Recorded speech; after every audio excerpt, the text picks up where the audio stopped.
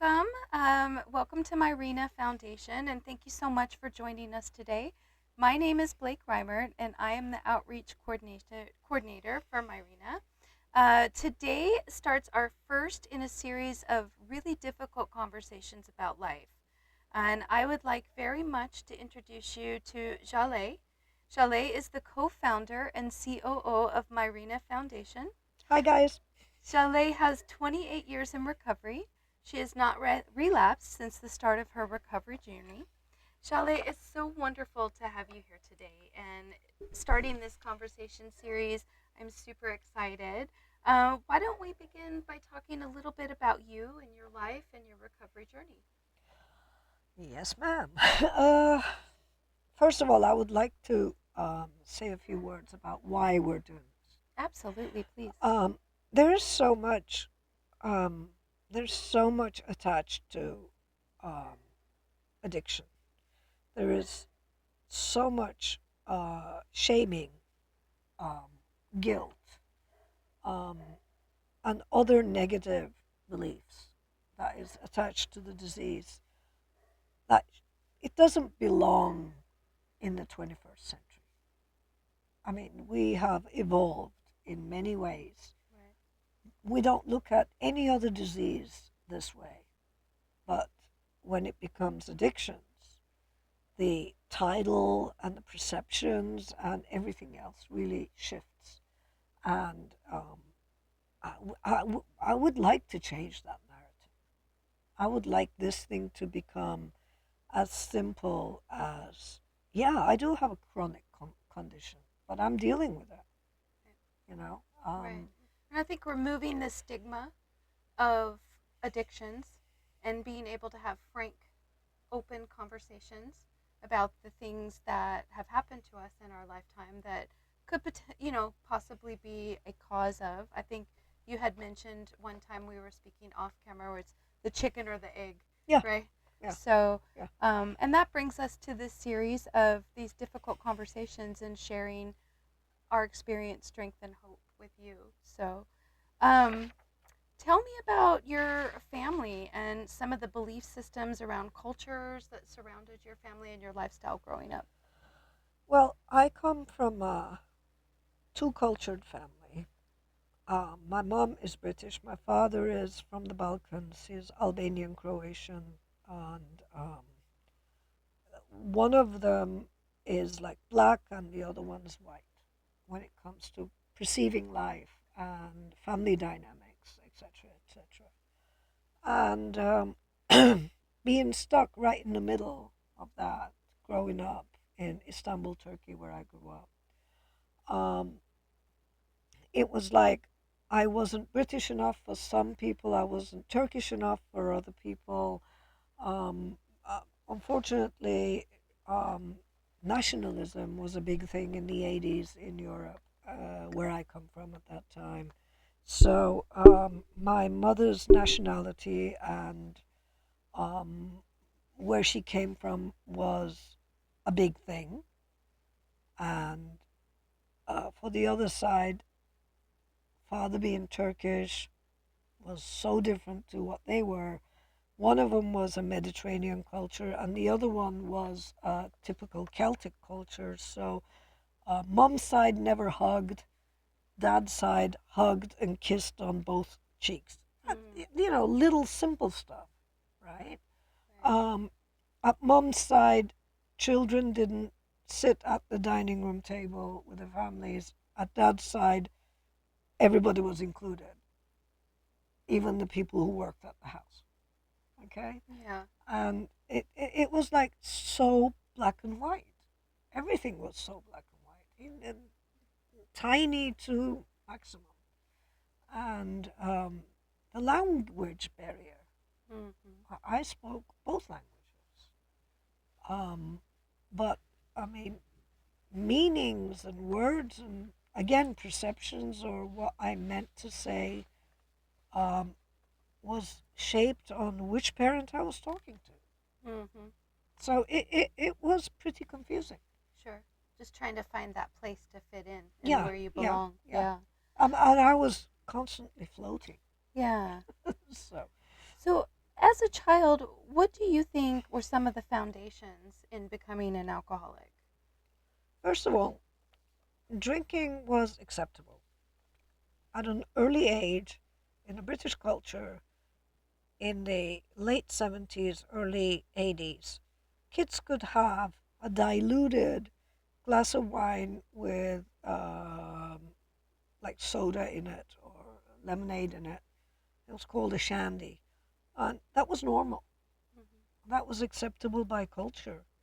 And, um, and with the Balkan culture in those days, it was a bit different, but you could have a sip of wine from your father's or your mother's drink, and if you could drink with your parents, then you wouldn't overdo it when you're drinking with your friends in the future, kind of deal. That was the mindset.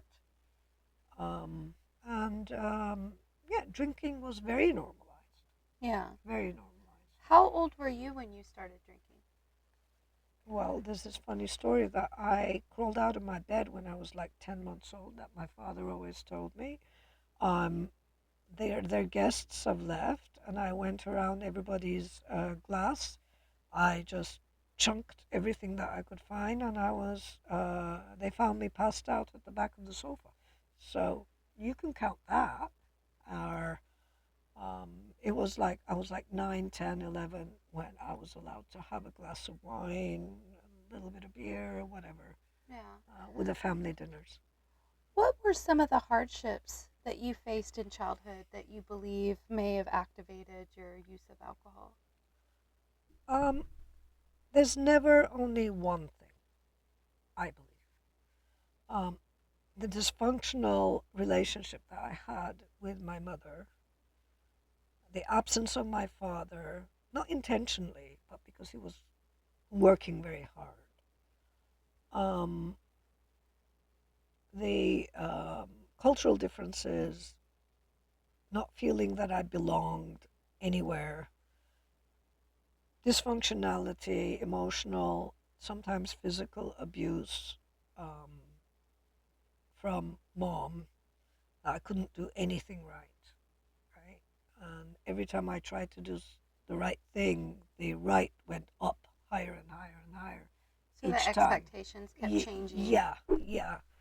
So, and then I was sexually abused starting 5 years old till I was 14. And of course, as typical sexual abuse, I don't like the word victim, but somebody who went through it, um, I couldn't tell anyone, first of all, for a long time. And at first, it was pleasurable because it wasn't hurting me.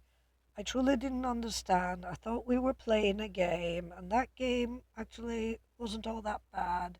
I was in so much of affirmations and care and a little bit of, how do you say, acknowledgement that I do exist Mm-hmm. happening around there, right?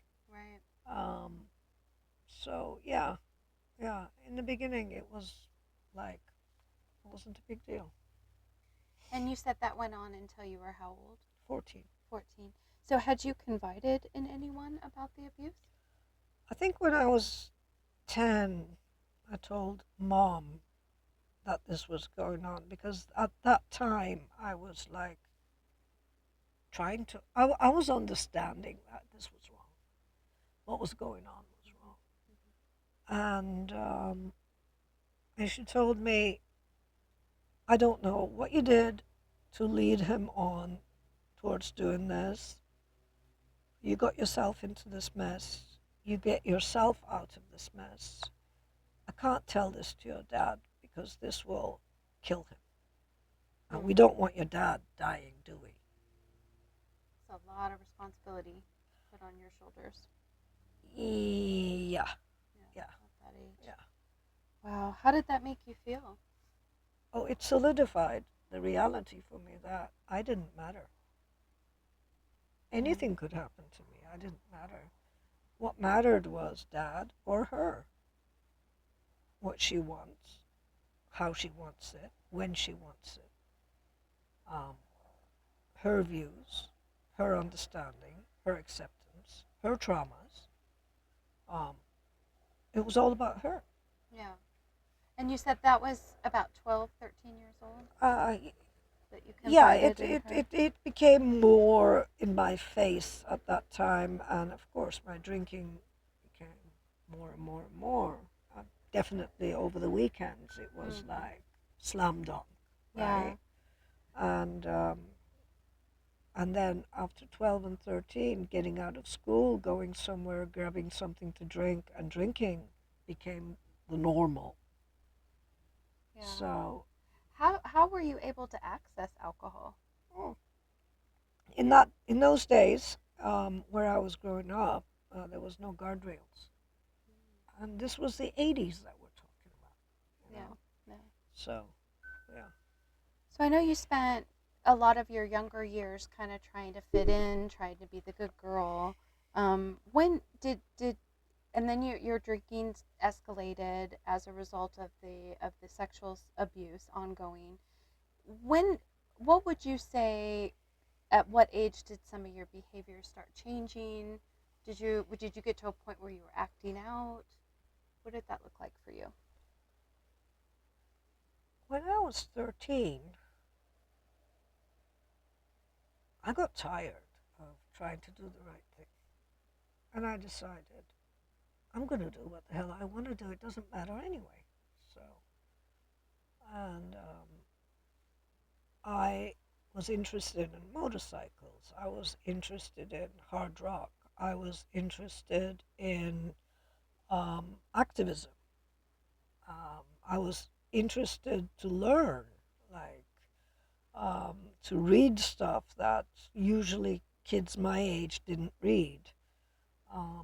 I was intellectually very hungry constantly, you Mm-hmm. know. Mm-hmm. And I went into circles, tried to feed my intellectual needs, but that always had alcohol related to it and stuff.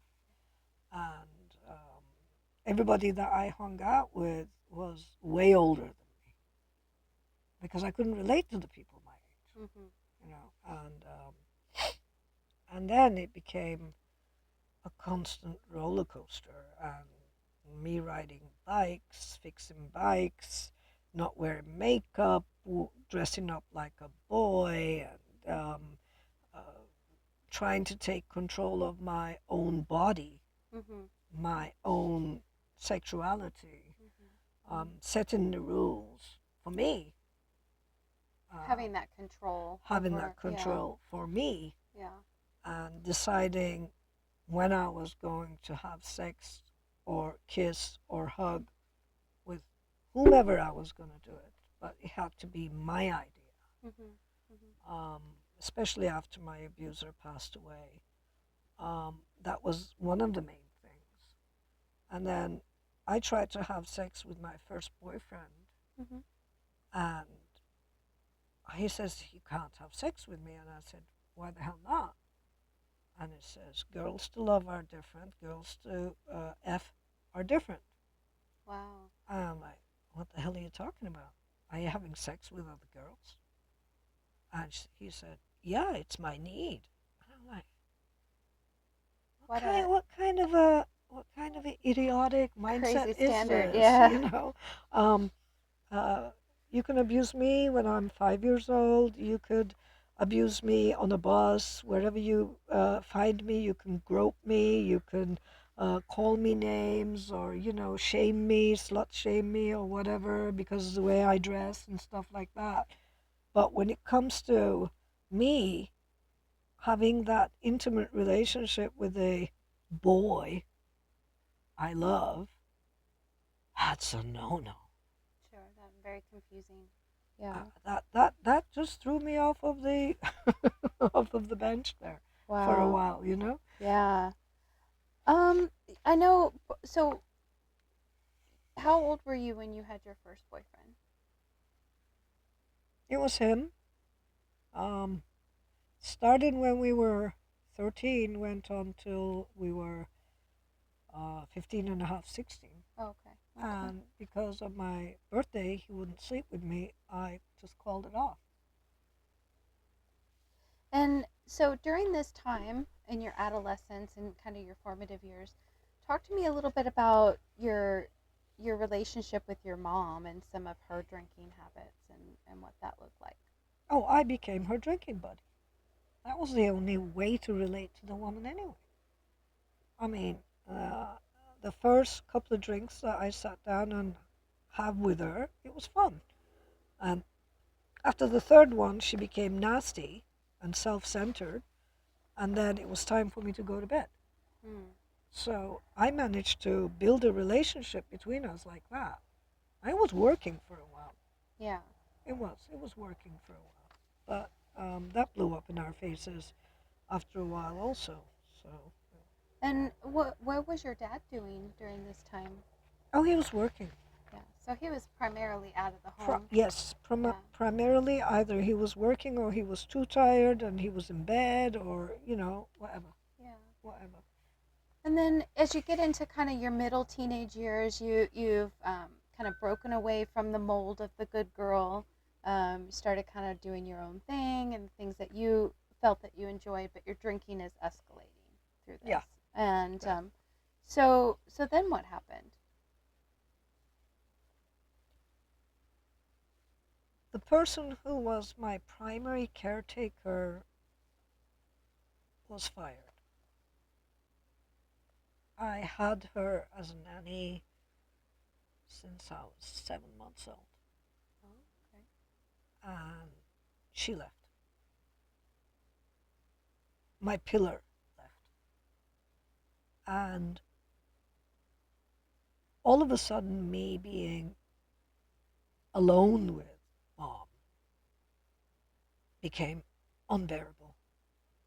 I didn't realize how much of a buffer the nanny was. Sure. Yeah. And then it was make it or break it, you know. Um, she came to me my 16th birthday and she said, either it's you or me. If I leave your dad, he won't survive. And either you're going to leave or I'm going to leave. And you have to understand, I am the main player here. You're just uh, you're just someone that passes through our lives. Wow. So that was 16, and so you left home. Yeah, And so what was life like for you once you were on your own? I left home to go to school. Okay.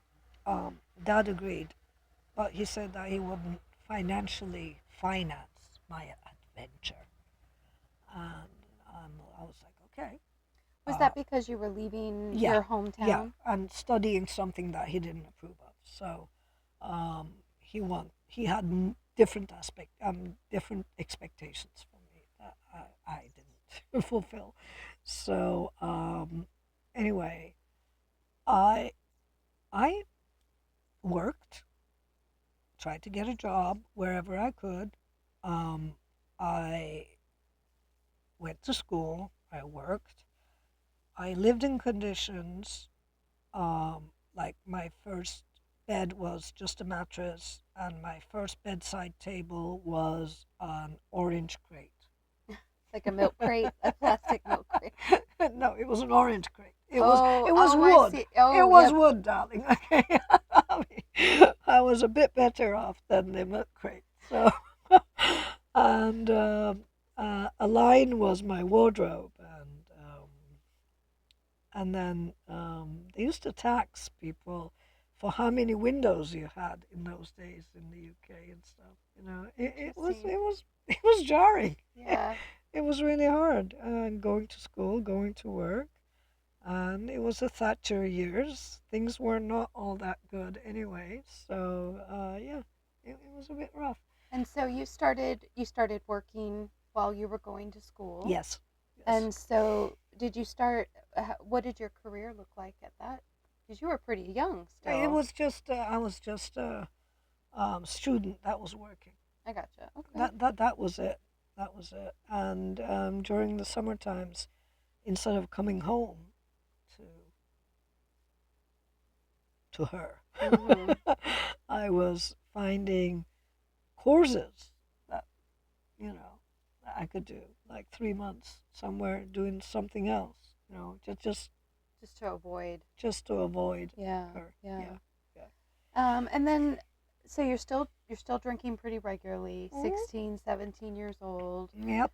So tell me about what happened around that age for you. Well, believing that I was invincible happened. I survived the sexual abuse. I survived mum. I survived living in horrible conditions. Got my conditions better. Got myself a life. In spite of everything that happened to me, I was still standing on my 2 feet. Mm-hmm. Right? Mm-hmm. Feeling invincible and drinking makes you do stupid stuff. I trusted the wrong person to go on board his boat to have one last drink of the night with that person. Mm-hmm. I knew him. I mean, we used to bump into each other as a group of friends or alone. Used to have a drink or so. Nothing else other than just sharing a drink. And I guess he didn't look at it that way. And he raped me pretty bad while the boat was berthed on shore. I got out of it and jumped into the water, swam to the shore, um, waist down naked, bleeding, and walked back to the course that I was at and found my best mate and just collapsed. Mm. At that point, I didn't realize I was bleeding and I was waist naked. He took his jacket off, he wrapped it around my waist, and um, yeah, it was pretty painful. He raped me anally, and it wasn't pretty. It Yeah. was painful. It was physically very painful. And what was the recovery from that like for you? First 2 weeks, I was lying on my stomach, um, eating just liquids, and then I couldn't sit for 3 months. I was sitting sideways, Mm. and it was it was horrendous. So, yeah. So were you able to go to the authorities about this Oh assault? no, no, How come? no! I came from a prominent family. It was my choice to get on that boat. It was my choice to have a drink with that person. I couldn't bring shame to my family like that.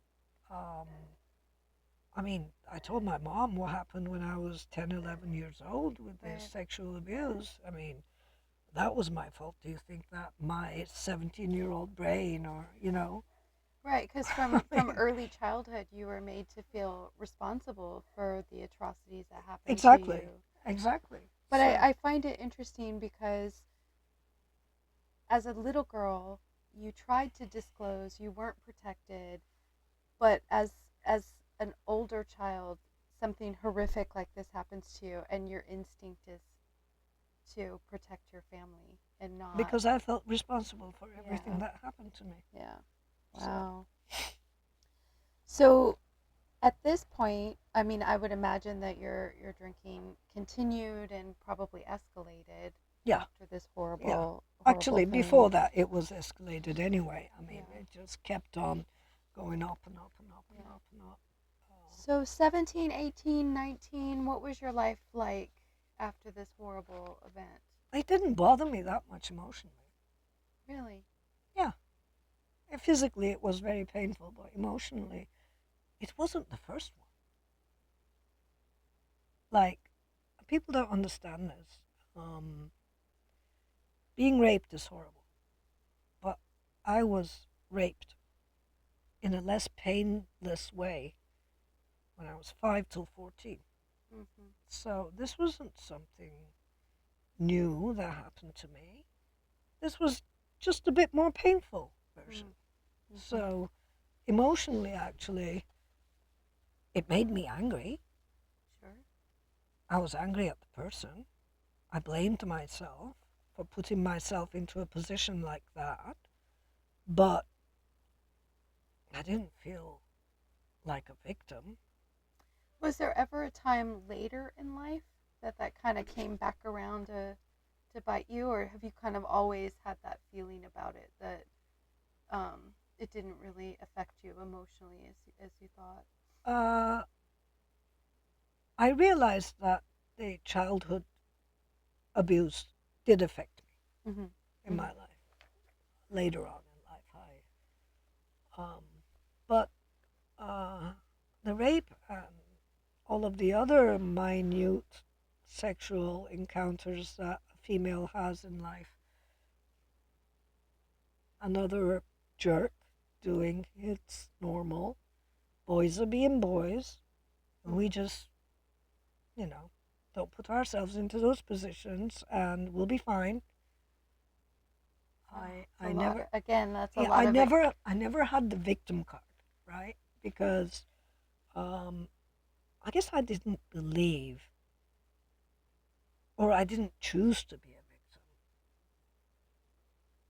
Do you now know later in your life that you were absolutely a victim? Oh, of course I do. Okay, Of course I good, do. good. I'm So, not delusional. so we're coming into like young adult years. I'm assuming you wrapped up school, started a career. Tell me about what your life was like, early 20s. um, because I left home, I had to make improvements to my financial situation. And I had to stay away from mom and dad and all of that lot because it didn't help my psyche at all. So I started working in the gaming industry. I started working in the gaming industry as a receptionist, and then I became a barmaid, and then I became a dealer, and then I went up the ladder. And in the end, I started earning really good money. My the status of my life changed dramatically. So it was like I had a lot of money. Um, I could do the things that I want. I partied hard and I worked hard.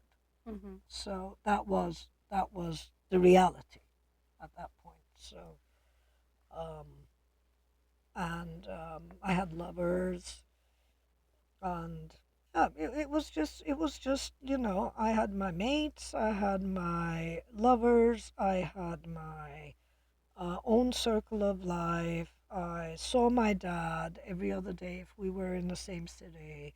If we're not, we definitely spoke on the phone once a day. Definitely, no matter where I was. We even had this thing called ET phone home, you know, Yeah. and ET always phoned home.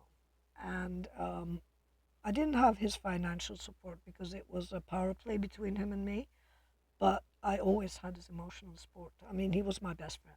Yeah. Yeah. And you had romantic Of course relationships I did. throughout this period Of and course I did. friendships. And how was your physical health during this time? I was okay. You were doing well. I was a functional alcoholic. And able to maintain relationships pretty decently. Oh yeah, I Mm-hmm. never hurt anyone except myself. I mean, I was my own worst enemy. Mm-hmm. I never intentionally hurt anybody, Right. including mom. I mean, there were times I really wanted to hurt her, but I mean, yeah, it's Sure. not in my nature. I'm very tough on myself. Um,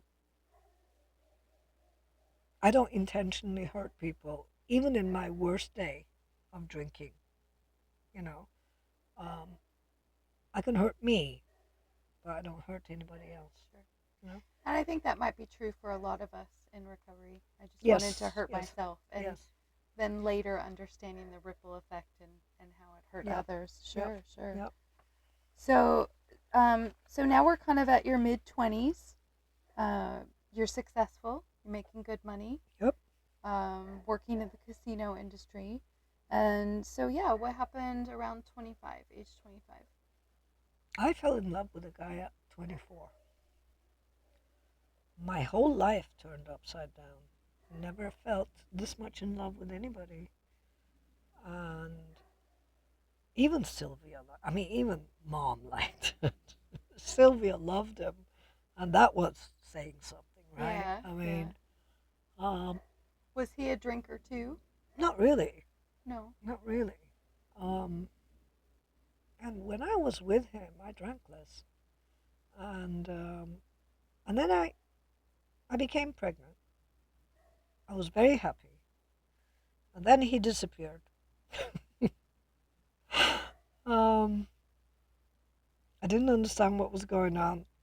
All I knew, I wanted to have this baby because it was something made out of love, Yeah. right? Yeah. And I went to my dad and I told him I'm having this baby, and my dad said, "Well, you're your own person. Mm-hmm. I can't tell you what to do. You're an adult now. Are you sure?" I said, "Yeah." And he said, "What if he never comes back into your life?" And I said, "I don't give a shit. I'm gonna have this baby." And you had no idea where he went or Yeah, what had happened yeah, to him. yeah. Just one day, Poof. no communication, just Yeah. gone. Poof. Wow. It wasn't Okay. there. It wasn't his fault. Let's put it that way. Um, um, occupational hazard. Let's put it. You know.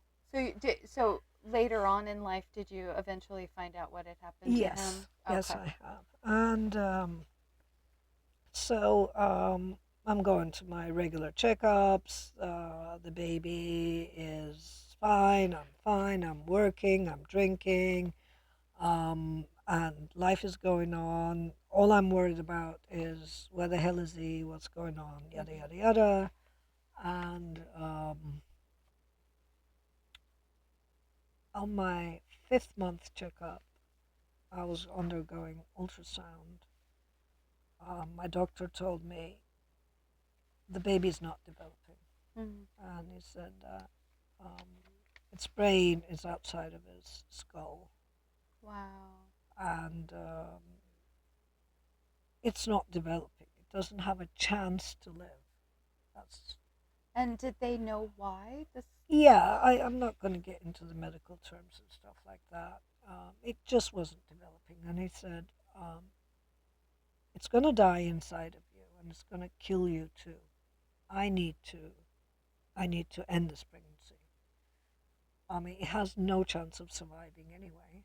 Right. So, and I said, all right, bulging, crying my eyeballs out. Um, I went home and sat down, poured myself a stiff vodka, and spoke to my dad. And dad agreed to be there for me. Right. And a couple of days later, we went to the hospital. They put me under anesthesia, and um, in the middle of anesthesia, I woke up. Wow. Yeah, it was funny. And I was screaming to the doctor saying, "Put it back in. I changed my mind. I'm going to have this baby." Oh my goodness. And the OR became so chaotic. And after that, I don't remember anything. It was like somebody just turned the lights off again. And Were they able to tell you why oh, yeah, you yeah, woke up? yeah. I mean, the dosage wasn't right. Go Was figure. that due to the amount of alcohol you were consuming? Later in life, I realized that was Wow. because of it. Yeah. Gosh, So, how frightening. yeah. Oh Oops. my goodness. And so, but your dad was there with you throughout this. I mean, there's a funny story. When they were wheeling me into the OR, the nurse was giving my dad nasty looks, like really nasty looks, and um, he just turned around to her and says, "Yes, I'm the dad," and she went something like Oh my this. goodness. And, and he went like the penny dropped. He says, "Not that one's hers. I've heard that." That would make Grandpa for the yes, Yeah, yes. yeah, yeah. So Oh, we anyway, cleared that up. So, wow, wow, what a horrific thing to have to go through. And so, talk to me about your emotional and your mental health after having to go through this late term abortion. it just knocked me off Yeah. completely. Um, my whole world turned upside down. I stopped working at the. I went back to the gaming industry. A couple of months later, I'm like, don't want to do this anymore. My drinking, I started drinking at work too. I used to have cognac in my coffee. And I was still functional, but nothing mattered, you know. It didn't matter. Yeah. And then one day I decided I don't want to be here. I want to go somewhere exotic, work at the hospitality industry. And I just left. I You phoned my left it. dad from one part of the world saying that um, I'm here. And he says, why? I said, I don't know. It's fine. I'm here. I'm alive. E.T. phoned home. Bam. You know? Um, and then things got really bad. And I got tired of that place. And I went back and started working somewhere else. And then that didn't work. And then I did do the work. We got paid like a big chunk of money. And then I was living with a couple of friends, and it was in a summer place. We had already um, paid the rent for the whole summer, and I was like, okay, we got this money. We did the job. I don't work there anymore, but the house is rented, so we might as well stay here. And then my drinking got worse Mm. because I didn't have to go to work. Right, you weren't So answering to anyone. yeah, So, so so what did your days look like during that I woke up, I started drinking, I passed out. I wake up, I started drinking, I pass out. I ate like every 4 days, and if I didn't drink, I was constantly puking bile, um, and I was constantly drinking. hmm So, did you feel like you had to drink in the morning? Were you shaking and Oh having some yeah, of the of course. I mean, stereotypical? yeah, I had to drink to become a functional person. Yeah. The shaking, the sweating, the the rock that was sitting on my chest, and that I couldn't collect my thoughts. I didn't have the energy to walk. When I drank, I became normal. Mm-hmm. I always said it like this: I was a vampire. If I didn't bite anyone, I wasn't strong enough to live. Mm-hmm. Does that make sense? Sure. You needed the alcohol to function. Yeah, Yeah. yeah, yeah, Wow. Um. So your physical health is deteriorating, yeah, obviously. yeah. DTs, mental health stuff. Tell me about that time period. Um, when I used to pass out, I used to really pass out. Like when I passed out once, I it was really weird because a burglar got into the house and just rummaged through the house while I was passed out on the sofa, um, and the TV started talking Oh my goodness. What what was it saying to you? to me. We were having a candid conversation, Oh my goodness. so um, yeah, life was like me, my best buddy on the TV that we were having candid conversations, and So you didn't really leave the house. You're no, pretty isolated. no, I was totally isolated. The only time I was going out, I was going getting liquor for myself. Mm-hmm. Mm-hmm. And one day I remember I woke up. Um, it was really hot. Um, 2 o'clock in the afternoon, I woke up. I realized I didn't have anything to drink, so that was a big no-no. Mm-hmm. And then I just got out of the house, grabbed my purse, and barefoot went to the store, came back, and I realized I burnt the soles of my feet, and I had blisters this thick Oh my at the gosh. bottoms of my feet, but I didn't feel it. Right. I think that just that sheer determination to get that I next drink. didn't feel the soles of my feet being burnt. Wow. Oh my goodness. I, that was kind of a wake up call. I mean, Yeah. it was like, okay, let's not do this again, kind of Yeah. deal. So was this kind of the time period in your life where you're deciding that something has to change? You're getting sicker and sicker physically, mentally, you're hallucinating and At that point, I really didn't care. Um, I knew something had to change. I'm not daft. I mean, none of us are daft, I think. We're pretty smart people. sure. And a couple of years back, a couple of my friends told me that I had a drinking problem. And I said, yeah, you guys might be right. I might have a drinking problem. But I'm not ready to do anything about it yet. So when the time comes for me to do something about it, I might consider it. I'll lay it off, get off of my back, Right. you know. And I think at that period when I was talking to the TV, I was little by little getting to that point, I think. But what really got me there was a family friend. He was my dad's age, um, who was an alcoholic, lost one of his limbs because he had liver cirrhosis. Um, we used to hang out at his summer place because his son was a very good friend of Mm-hmm.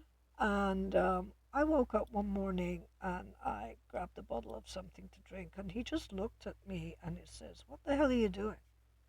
He said, "Look at me. I'm dying. Mm-hmm. I stopped drinking and I'm still dying. I lost a limb and I'm still dying.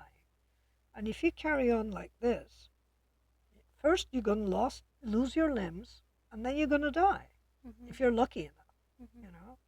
And I said, don't worry about it. You drank about, what, 40 years of your life, and in the end it caught up to you. I haven't been drinking that long. Nothing will happen to me.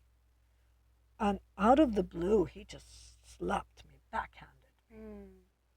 And I was just like, dude, you know? And he said to me that he had to. And he just left. And my father never done anything like that to Yeah. me. Yeah. Um, and then I realized, um, when I heard he passed away, I realized, yep, we're getting there. He Mm-hmm. was right. I don't want to live like this, but I don't know any other way to Right. Yeah. live. And I needed help, so I went to the funeral. I bought 2 bottles of liquor. I slept on the grave after we buried him, turned one of the bottles upside down, just pushed it. I said, "This is the last drink that I'm going to have with you." And I woke up in the morning, went to the airport, went home. And that was one of the hardest things I've ever done. I said, "Dad, I need help. I'm dying." And what was his response? I wasn't an alcoholic. I wasn't old enough to be an alcoholic. What you're on about? People Really? don't become alcoholics when they're 25. We're talking about 1995, 96 here. Come on, Yeah. give me a break, right? Why do you think that his reaction was so blasé? He thought that I was trying to get his attention, or I was trying to get his money. I screwed up my life. I became a failure. And Mom was actually supporting all of that Mm. from the background also. So I believe that if he admitted that his precious little girl was an alcoholic, he would have to take a hard look at the woman that he married. Yeah, Uh, because he was so it physically disconnected from your younger childhood and yeah, the dynamics yeah, between you and yeah, your mother. yeah. Yeah. And granted, I wasn't living with him for the past, I don't know, 9 years. Yeah. right? He didn't know how I was drinking, Sure. where it's gotten to. He wasn't there, you know, and I was very functional every time he saw me, you know. I was loaded, but I was a very functional human being. Mm-hmm. So, I mean, there was no indication that I had a problem. I mean, for you to understand that I had a problem, you have to be living with me. Mm-hmm. You know, everybody who lived with me knew that I had a problem, but he wasn't one of those people, nor mom was one of those people. So, Sure. Sure. so I called my uncle. He was an MD. He found me an MD, and then Dad said, "Prove to me that you can do this. You can stop drinking, and I will only pay for one treatment." And I said, "Okay." We got our appointment after the weekend for the doctor that we were going to go and see, and I stopped drinking. Friday night, I stopped drinking. Saturday morning, I was taking a blood bath. The DTs came back so viciously Mm-hmm. that I went into the shower to relax myself. And when I opened the shower, the blood started sprouting on me from the shower head. I mean, I can touch it, I can feel it, I can smell it, I could taste it. And I started screaming in the shower. And the last thing I know is Dad broke down the door, got into the bathroom, grabbed a towel, wrapped me up, and he was trying to tell me to calm down. I was frantic. And then I was like mumbling, like, "Can't you see the blood? Can't you see the blood? It's all on the towel. Can't you see the blood?" Mm. You know? And he was like, "There's something wrong here." And he called the doctor, saying, "This is what's happening." And the doctor said, "Did she stop drinking?" And apparently he said yes. And he said, "Go get her a bottle of something, let her drink till she comes to the hospital." And he brought me a bottle. He said, "Doctor told you to drink this." I said, "But I promised you I was going to quit." He says, "Apparently you can't right now." And he just gave me the bottle, and I carried on drinking. And then the DTs mellowed out. Mm-hmm. Now it was only about dinosaurs or my hamburgers elevating. I couldn't catch it to eat it. So you were know? still hallucinating, Oh yeah, but you weren't yeah. having It these. wasn't vicious, at least, thank God. Yeah. Yeah. So Well, and I think we now know that out of all of substances, that alcohol is one of the leading. It's stopping abruptly is one of, can cause death more so yes, than other yes, substances. So yes. I'm assuming that's why the physician told you to drink until you could get Yes, to. they were addiction specialists, and they knew what they were talking about. And apparently, a lot of people didn't. And I still don't believe a lot of people do know what they're talking about. They look at alcohol as something very mild and minor, Oh which yeah. and it's acceptable because it's legal and etc. etc. etc. And when I was growing up, there were no guardrails.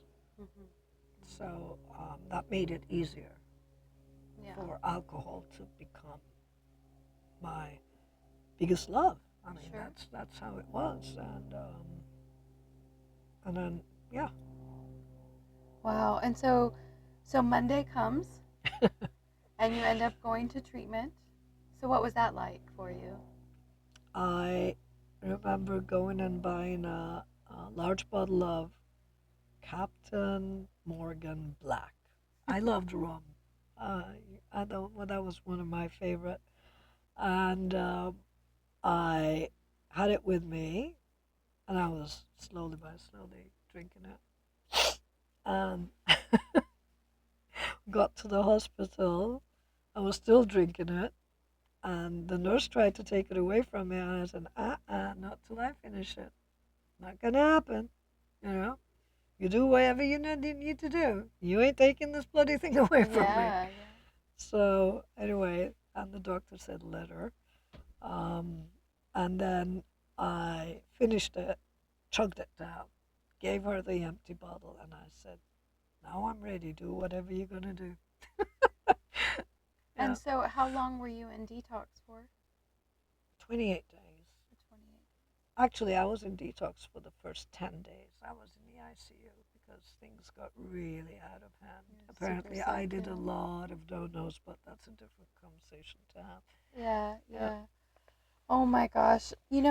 Thank you so very much, Jale, for your candidness and sharing your story with us. And like we talked about earlier, this is the first conversation in a series of conversations. So please join us for part two when we talk about Jale's early Adventure! early what Jale's adventure! adventures with early recovery, and we're going to get into talking about what recovery looks like. And we're just so excited to have you join us on this, and hopefully something in Jale's story resonates with you. And yeah, please come back and hear the rest of the story. I'm excited to hear what happens next. Yeah, So, please join us. yeah. And join us in the future, too. We've got a lot of stuff cooking. Me and her, she's my best buddy. So Lots of good stories. So we'll be interviewing with Jale to wrap up this series of conversations. We have other people who have come forward to share their story. If you have a story to share, if you would like to share with us your experience, strength, and hope, and what recovery looks like for you. We will include contact information attached to this video, and please reach out for an interview. We can do that anonymously or whichever you would prefer. So, yeah, let's shatter the glass ceiling and take the stigma out of this remove the disease. stigma. Exactly. So, Good. all right. Well, thank you so much. And it was lovely to Thank you, talk with Blake. you. Till next Thank time. you.